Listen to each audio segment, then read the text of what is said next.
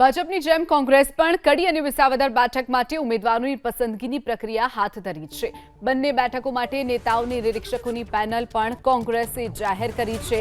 કડી બેઠકના ઉમેદવારની પસંદગી માટે આજે ગેનીબેન ઠાકોર, કિરીટ પટેલ, રઘુભાઈ દેસાઈ અને દિનેશ પરમાર, ઇમરાન ખેડાવાલા અને ગ્યાસુદ્દીન શેખ કાર્યકર્તાઓ અને દાવેદારો સાથે મુલાકાત કરવાના છે।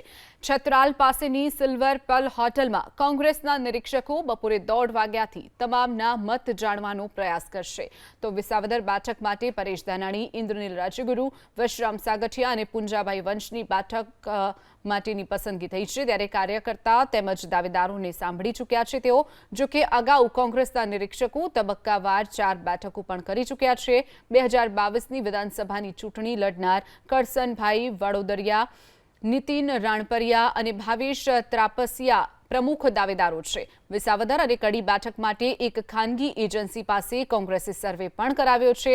સર્વેનો રિપોર્ટ અને નિરીક્ષકોના રિપોર્ટનું વિશ્લેષણ કરી પ્રદેશ કોંગ્રેસ સમિતિ રાષ્ટ્રીય નેતૃત્વને ઉમેદવારોના નામ પેનલ મોકલી આપશે, જેના આધારે ઉમેદવારની પસંદગી કરવામાં આવશે।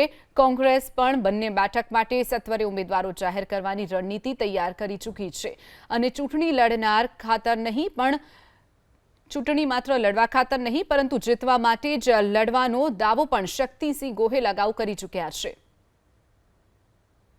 મુકુલ વાસનિકજી અમારા કોંગ્રેસ વિધાનસભા પક્ષના નેતા અને આગેવાનો સાથે પરામર્શ બાદ અમારી જે સિસ્ટમ છે એ પ્રમાણે શક્ય એટલા વહેલા અમે 2 જૂન છેલ્લો દિવસ છે એ દિવસે ફોર્મ ભરવા જઈએ એવું નહીં કરીએ। અમે પહેલાં અમારું આયોજન કરીને બંને જગ્યાએ ફોર્મ ભરાશે। કોંગ્રેસ મજબૂતીથી આ બંને ચૂંટણીઓ લડશે, જીતવાના છીએ અને જીતવા માટે લડવાના છીએ।